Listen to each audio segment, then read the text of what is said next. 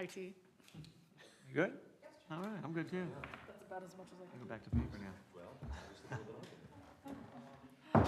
now. Okay, I call to order the local planning and zoning agency.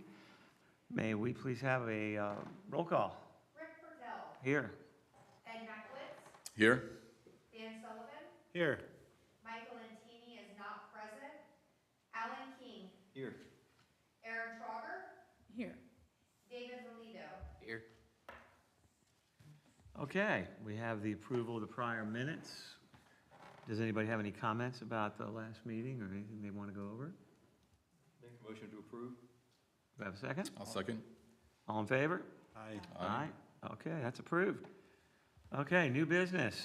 Ordinance 2006-03 related to swimming pools.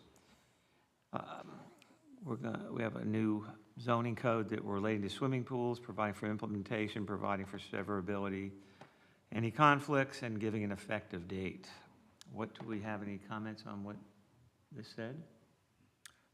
I'm looking on the iPad. The one that was emailed to us looked like it had the edits in it. Is that in this here? I don't see where the edits are, or is this the clean copy? I'm not sure. Yeah, it looks like, I think. We have strike through and underline. Are they under there? It's just limited, like if you look at B, There's very, very few edits on like, it. I think there's like. there's not a lot. Oh, I see it. All right, thanks, Aaron. I need my stronger glass. There it is. It's struck through 5 feet and going to 54 inches, those kind of things. So is Yeah. this just coming into compliance with the code or something? It is to come in line with state statute and the Florida Building Code and getting the fence height in line with those. I do have a question. From what I think it says, no matter, when you walk out of your door onto your pool deck, you have to always have that fence up between you and your pool, even though you're walking out your front door. Is No, that you, correct or not correct? you got, one's a fence and one's a barrier. That's what I meant. And the barrier, no, if you're using the pool, you can take it down. It's pretty much like at night or whenever you're not using the pool to keep that up. Or have alarms on the windows. You could also do that in place of the barrier. But this is just strictly the fence at 4 feet versus 6 feet, so it's in line with the, Okay, I saw in here they're talking about that the barrier has to be up, right. but that's not all the time with a gate. You can have it to where you take the whole thing out like I've seen, to where you stick it in. Right. It does, okay. Yeah. And you can have alarms, like I said, on the doors and windows instead of that barrier, that secondary barrier. And is that part of the law that we're trying to come into? This is just the fence, the Okay. yard fence, Okay, Separates the properties. yeah. yeah, yeah, I got you. Just No, the I'm just was the curious 4 about- yeah, foot the with the fences, I have latch no at issues. I 54 just- inches above I the don't have a bottom of the pool, but gate. if I did, I wouldn't. Yeah. I was just thinking I wouldn't want to have something between my door to the pool. Yeah, Anybody else? it doesn't change anything about the fence or the gate, it's just the Right. height of it. Got it. Does this mean that people who are not compliant need to become compliant, or are they grandfathered? No, you can always choose to go higher if you want to, but we cannot require that as a standard of people. So 4 foot is the maximum that we can require.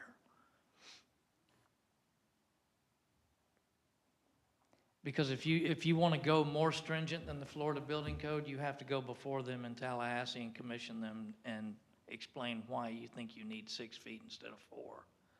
As the town, not as a resident. Right, as the town.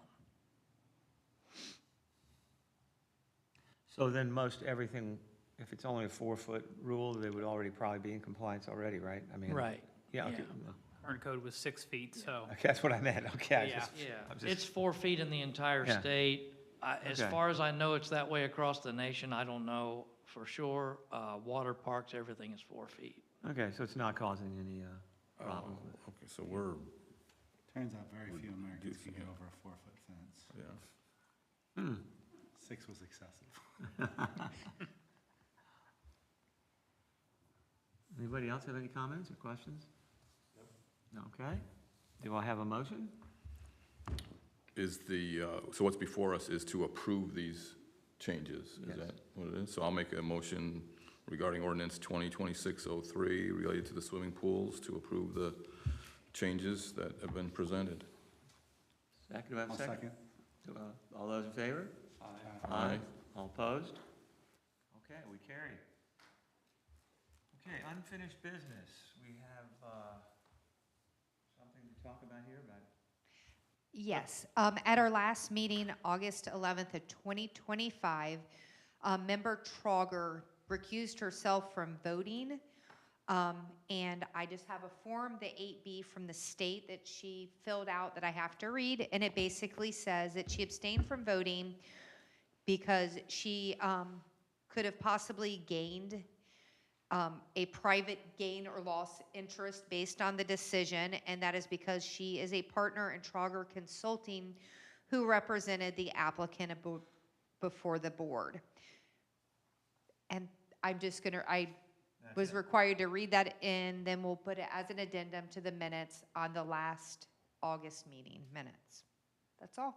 Okay, and that, just as a question, that form is something that if anybody else, whenever you abstain, you need to fill out a form of why afterwards? Or tell them? That's correct. You can fill it out before or after, Okay, but when you do it, you fill it out and then I attach it to the minutes and it explains why. And it's more if you abstain because you could have a financial loss or gain because of the decision, or a family member has, right, or okay. some sort of interest. I can actually email everybody the form so they can take a look at it in case they need it in the future. Okay, very good. We have also unfinished business. I have some business I want to talk about. So there. It's something Is it that, unfinished, though? well, it's kind of going to be Or are you gonna unfinished. start it? When I start it, it Okay. will really be unfinished, Dan. It's going to be really unfinished. I've been looking around, I travel here and there and I see lots of towns, and I really love our town, which I think everybody here does. I'll preface it with that. I go as close as the O'Galley Causeway, which is the next causeway, and I get concerned a lot, not that there's anything wrong with the O'Galley Causeway, but there would be a lot wrong with it if it was 192, in my opinion. And I'm bringing that up because it's always been different, but I know that there's some of our rules that sometimes are nebulous, and many times during me being on the zoning board, we've had to allow people approval because Paul, our other attorneys, would say, hey, you better not, because these guys can come back in and sue you because they have the rights and you don't have it clarified on what you can't do good enough. We've all seen that, I think, that we've been in that trick box, and then if we turn it down, which we have, the next meeting they come with their stenographers and their lawyers, and right? So one of the things, this is kind of a question of what could or cannot be done about that. One question I had, I think that we've pretty much got the drive-through situation is sort of covered with the number of feet between drive-throughs since what we went through the last time with Starbucks. But does that also cover Fifth Avenue, or can there still be a drive-through maybe in? No, that covers somewhere? Fifth Avenue also, Does. so, Well, my It covers question the whole is, does it season. cover it? yeah. Can you do a drive-through anywhere on Fifth Avenue, would you think, footage-wise, if somebody could squeeze one in? That's a good question. Yeah, probably at the end, all the way down by Riverside, yes, Possible? possible. I'm not against drive-throughs as a whole, but as doing commercial real estate, I can tell you that almost every big franchise operation, almost at this point, will not go somewhere if they can't get a drive-through. It's like Starbucks when they came in here and said that they would never stay here, they're gonna leave if they don't get a drive-through, because that's their new thing. So that sort of worries me, is even having an opening, because it worries me. I'm talking about the future now. This isn't a worry today. Mhm. But what we're doing now and what it means for 5 years and 10 years, I think is a big thing for what we leave here. And I worry that a future board and council, if there's not a lot of things that are clarified, and I don't mean for us to do a huge amount more work, but if it's not clarified of what we're looking for to be in this town, a little bit more in some areas, that years from now, somebody might get a drive-through, and the next thing that happens is somebody will come down and go, well, this whole rule is stupid that you can't have drive-throughs, and then there's not, they might be able to find a way. This isn't about drive-throughs, it's also about anything else that any of us feel is important to not have or to have, including, not to open up a whole thing, I'm just bringing up, architectural approval, colors, stuff that we have What addressed. don't you like about the O'Galley Causeway? I mean, I'm not disagreeing. Oh, no, I'm I just wondering. just don't like the fact that it always has been, but it's got more and more and more commercial. So, it's personal. It's just personal. I used to go to Green Turtle, and now it's Chipotle and the bank, which is okay, So it becomes what you see everywhere in every town, which is just a big street that's commercial. Now, on the other hand, I think that we should always keep in mind businesses that are here, that are local people, and what we can do to help them do better. Because all this sort of falls under our purvey. So I'm bringing this up just for people to think about, okay? Because it is up to us, all of that. In other words, we always have people who are in the commercial sectors that are sometimes complaining because they can't get business, and we try to figure out, how do we help? I'm still in the dark sometimes about what can be done.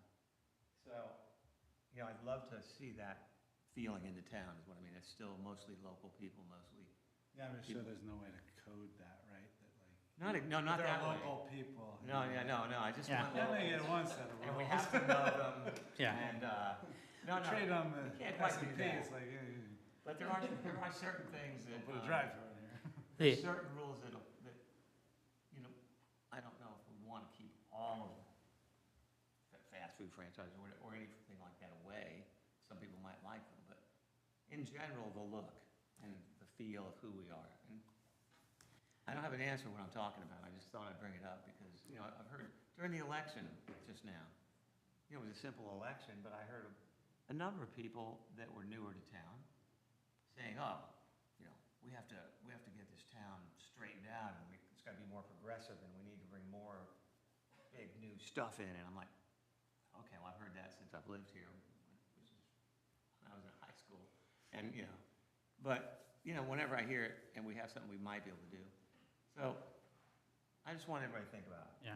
Yeah. Can I interject a couple things? Yeah. One is and Matt's aware of this too, at the last council meeting, the mayor brought up about formulary stores, trying to see somehow, and a formulary store is greater by the definition, anything that's, they have 10 or more of those type of things. So, and how you could limit formulary stores. We're still just starting that research. That was just like 2 weeks ago, so I know. Oh, okay. And Matt could probably interject a little bit on that. As I brought up, like formulary stores, you got your Starbucks and stuff, people from outside, but Surf Style, there's 2 of them and things. But when you get into formulary stores, technically Long Dogger is now a formulary store because of how many franchises they have and things. So, but just kind There you go. of, I throw on the other edge of the, there. Yeah. But, and also I had mentioned I was working with Kelly Delmonico as we brought on as a planner, under contract with that, before the meeting, I was mentioning that a little bit. And one of the things I had a meeting is, we're in the process of doing a parking study, and that's one of our discussions about, she worked in downtown Melbourne, she worked for Melbourne and things, that some options in looking at parking situations. And I know the mayor has discussed a little bit, and I've discussed with him. We've talked about, maybe exploring down the road, like trying like one block of Fifth Avenue with kind of a mixed use, because you can go 35 feet there with 3 stories already. And trying to redevelop that, because we've had several Fifth Avenue committees that have tried to do it over the years, and you got owners that own the place for 50 years, and they're not putting any money, and they don't want to put any money into it. Yeah. So, Right. so, there's just some options, and we're looking at some different things too, Okay, good. without changing the character in the Atlantic. That's one of my big concerns. Sure. And I know the mayor. Parking's a big deal for the local businesses that are there now. Yeah. Yeah. All right, good. Yes, and just to expand on what Mike said, this did come up at last week's town council meeting, and it was sort of discussed generally as it's being discussed here, and, you know, we can certainly look at the code and certainly see what we can do with respect to these issues. All right, you know, I don't want to be overly, I don't know what the word I'm looking for, controlling, but I think it's good for us to think about the future, you know? I really do. So, yeah, whatever we can keep us up on that, and if anybody comes up with any ideas, I'd like to hear about it again, you know, give us some thought. That's my wrap today. Thank you very much. Next, we have the building official is going to tell us all about everything. Nothing really new to report at this time. Yeah. Nothing on the That was horizon. simple. Good. With everything going on, the commercial market's kind of slowed down of, you know, any type of multifamily and things going on, so we've seen a lot of reduction in that. There's still some, in the residential area we're seeing now is what we're seeing is, and I, will put this out there, is we're seeing tear downs, and of course, that's creating an issue because of the new levels they have to be built at as the new residents, meeting the new height levels and stuff for the street, so you're having newer residents move into next to older residents that have you know, they're basically flowing their water off into other areas. So that's something I had mentioned and we're starting to work on the staff side. That's what I'm seeing is tear downs. Yeah. We're going to see a bunch. Well, I'm seeing the tear, like on, was it Ramona, a partial tear down. And Yeah. so what's the benefit? There's got to be some code benefit that they can retain some existing walls, and what does that do? There used to be, it's pretty much, that's kind of a thing of the past now. Okay, Because even if you tear most of it down and rebuild it, your insurance looks at it as a 1950 or 60s house still, because it's still there. So, so the one on Ramona, was there a purpose for that? Do you know? for, Do you know which one I'm talking about? yeah, I was out there this morning. Yeah. It looks like they left every wall below the roof line. Yeah, they pretty much just left the exterior walls and they took sections out. But that's the route they wanted to go. Okay. So I thought there were some tax implications too, advantages I remember from years ago. I don't know if it's still around. Okay. it's really no advantage because they're gonna go up, so you're gonna have cold joints with everything. Sure. What's happening with the property of the full tear down across from Orlando Park on Ramona? I think there's 3 lots or He's in the something. process of plans now. How many houses going up there? One on the Ormond, East Ormond, on the east end on Ormond, and then his house is gonna be on the big lot facing the park. Yeah, there's already, because the lot that goes around Orlando and stuff, because there's a right-of-way that goes in there further, because originally there was a road through the middle of the park, and I actually had just received an email today from somebody who, the owner's reaching out, and the problem is, we tried to widen that road down there a few years, we're never gonna go all the way there, but our ordinance was driven in the mid-'80s, and Rick might remember this, where we had people in council that tried to get rid of the right-of-way behind the houses on Riverside Drive, North Riverside Drive. And it was a referendum led by the citizens that basically made it impossible for the town, without going to full vote of the town, to sell or give away any property, including right-of-ways. So, it was like people got unelected and things like that. It was pretty messy. I think 86, 87. So you can't vacate right-of-ways without having a town vote? Full town vote, yes. Yes, as any town property, any town right-of-ways, How does it pertain to his lot? we have a right-of-way that goes into the lots, so the way their lots set up, and it's set in the original plat that way, so it's not like anything's changed. It's set in the, 1952 plat of the land, that was there, but there was originally gonna be a road that went down through middle of Orlando Park. And just like the Magnolia Pedway was originally a road too. And then there was originally a road behind the houses on North Riverside Drive until it comes out, down there close to Michigan. So we So- can't give or sell away those right of ways. No, So even if those people said, gee, please let me have that land behind my house, we couldn't do it even if we wanted to. That, the city would have to, the whole town. the residents would have to go, it would have to be a election item that would have to go to all the residents and Wow. they have to vote for it. So I guess we're gonna have to build that road behind all those houses. So that's, we had somebody try to do that, we're already on the right of way where Ramona runs into Miami. We actually have a 30-foot right of way down the middle of those two lots, and they finally sold their house, but they kept building on, and they wanted to build on more, even though they've built on everything. Yeah. And we're like, yeah, it's not gonna happen. Too much. Very good. Very interesting. But there's a history behind it. No, that was, yeah, that was it. That was interesting. Speaking of Paul, in Paul's honor, I gave a history. There you go. Thank you. Exactly. See, that's your new thing. You gotta Yeah. sit here every time. And you know, that brings up a statement that I just thought of that you guys should know, because I learned this years ago from a friend of mine who was in real estate in Cherry Hill and Denver, a real high-end place. And years ago, I said to him, how much is a lot in Cherry Hill? And he said, how much is the cheapest house in Cherry Hill? And that's where we have gotten now because of what we're talking about. In case you don't realize it, it just hit me when I saw the tear downs. That's how much a lot is in Indialantic. Yeah. Period. Crazy, isn't it? Yeah. Anyway, there you go.